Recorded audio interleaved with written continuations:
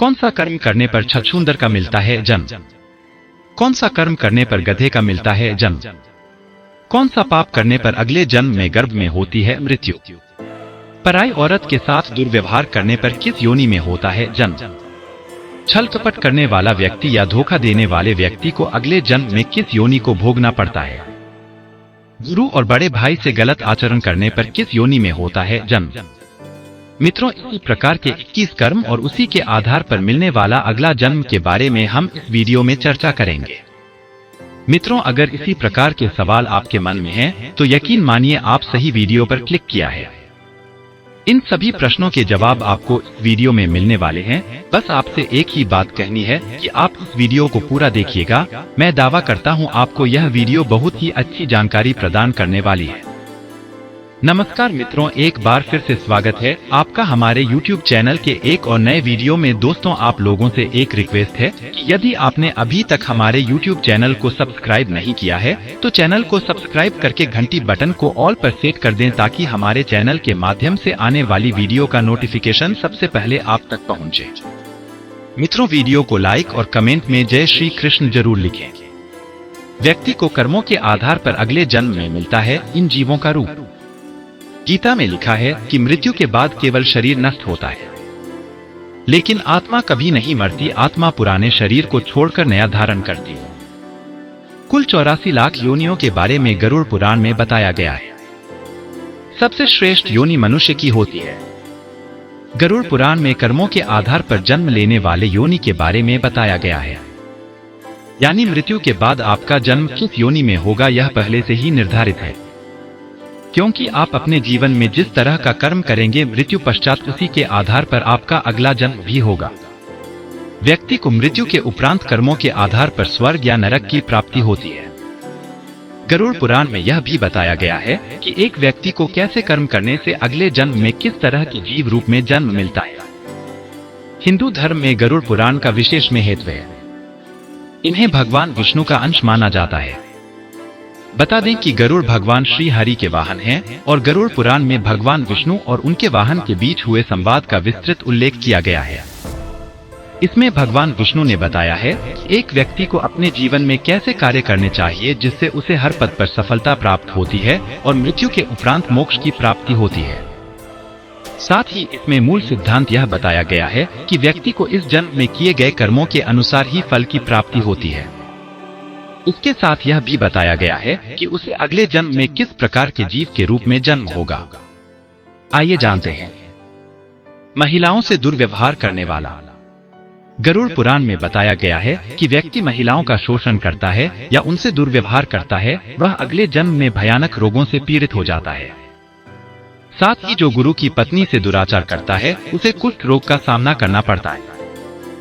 गरुड़ पुराण के अनुसार दूसरे की पत्नी से संबंध बनाने वाला व्यक्ति घोर नरक में जाता है। फिर वहां उसे पहले भेड़िया, फिर कुत्ता, गिद्ध, सियार, सांप, कौआ और अंत में बगुला की योनि प्राप्त होती है। इन सब जन्मों के बाद अंत में उसे मनुष्य योनि मिलती है। साथ ही बड़े भाई का अपमान करने वाले व्यक्ति को कौच नामक पक्षी के रूप में जन्म लेना पड़ता है। इतना ही नहीं, 10 वर्षों तक उसे इसी योनि में रहना होता है। फिर उसे मनुष्य तन की प्राप्ति होती है। धोखा देने वाला व्यक्ति। गरुड़ पुराण के अनुसार छल कपट करने वाला व्यक्ति या धोखा देने वाले व्यक्ति को अगले जन्म में उल्लू के रूप में जन्म मिलता है। साथ ही झूठी गवाही देने वाला व्यक्ति अगले जन्म में अंधा पैदा होता है। गुरु से दुर्व्यवहार करने वाला। जो व्यक्ति गुरु से दुर्व्यवहार करता है या उनकी बातों की अवहेलना करता है उसे भगवान के अपमान के समान पाप झेलना पड़ता है। साथ ही यह भी बताया गया है कि वह अगले जन्म में जल से रहित वन में ब्रह्म राक्षस के रूप में विचरण करता है। हर समय भगवान का नाम लेने वाला। जो व्यक्ति हर समय भगवान का नाम लेता है और उनकी उपासना करता है उसे सभी चिंताओं से मुक्ति मिल जाती है। साथ ही जीवन के अंतिम क्षणों में भी जो राम का नाम जपता है वह जन्म मृत्यु के चक्र से मुक्त होकर मोक्ष प्राप्त कर लेता है। माता पिता या किसी अपने का दिल दुखाने वाले, उन्हें प्रताड़ित करने वाले को अगला जन्म जरूर मिलता है, लेकिन पैदा होने से पहले ही गर्भ में उनकी मृत्यु हो जाती है। किसी जीव की हत्या करने वाला।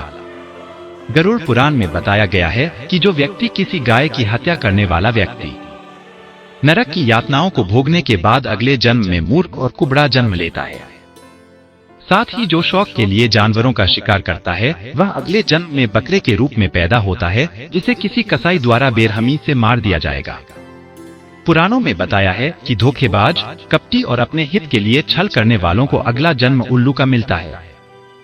पशु पक्षियों को परेशान करने वाले व्यक्ति अगले जन्म में कसाई हत्थे चढ़ने वाला बकरा बनते हैं। गौ हत्या, भ्रूण हत्या, महिलाओं की हत्या करना महापाप माना गया है। ऐसा करने वालों को अगले जन्म में चांडाल योनि प्राप्त होती है। स्त्रियों का शोषण, उनके दुराचार करने वाले अगले जन्म में कुष्ठ रोगी बनते हैं। वहीं गुरु का निरादर करने वाला व्यक्ति अगले जन्म में नरभक्षी के रूप में पैदा होता है, जिसे जन्म से मृत्यु तक कई तरह के कष्ट झेलने पड़ते हैं। अन्न की चोरी करने वाला चूहा, जल की चोरी करने वाला चातक, शहद चुराने वाला मधुमक्खी बनता है। अगर कोई मृत्यु के समय भगवान का नाम लेता है तो वह मुक्ति के मार्ग पर अग्रसर हो जाता है। इसलिए शास्त्रों में कहा गया है कि मरते समय राम का नाम लेना चाहिए। कर्म से बनते हैं छछूंदर। वेदव्यास जी ने बताया कि चोरी करना हमेशा ही गलत है, फिर चाहे वह स्वर्ण हो या वस्त्र, इसके परिणाम भुगतने ही पड़ते हैं। उन्होंने बताया कि यदि कोई व्यक्ति वस्त्रों की चोरी करता है तो वह अगले जन्म में तोता बनता है। वहीं सुगंधित पदार्थों की चोरी करने वाले छछूंदर के रूप में जन्म लेता है। इसलिए कैसी भी परिस्थिति हो, लेकिन चोरी करने से सदैव ही बचना चाहिए। ऐसे कर्म करने वाले बनते हैं गधे। महर्षि ने बताया कि यदि कोई व्यक्ति किसी का कत्ल करता है तो यह जघन्य अपराध की श्रेणी में आता है। ऐसा कर्म करने वाला अगले जन्म में गधा बनता है। लेकिन यदि वह जिस शस्त्र से हत्या करता है उसी से उसकी भी हत्या हो जाए तो उसे मृग योनि मिलती है। उसके बाद वह मछली, कुत्ता और बाघ बनता है। लेकिन इन योनियों में भ्रमण करने के बाद वह मनुष्य योनि में जन्म लेता है। ऐसे कर्म करने वाले बनते हैं मनुष्य। वेदव्यास जी ने बताया कि जो व्यक्ति सदैव दूसरों की मदद करता है, पशु पक्षी और अन्य जीवों पर दया करता है, जरूरतमंदों की मदद करता है और निस्वार्थ भावना से संचित धन का उपयोग धार्मिक कार्यों में करता है, तो ऐसे व्यक्ति अगले जन्म में मनुष्य योनि में ही जन्म लेते। साथ ही समाज में अच्छे कार्य करके दूसरों को लाभान्वित करते हैं। लेकिन धन के प्रति आसक्त मनुष्य अगले जन्म में सांप योनि में जन्म लेते हैं।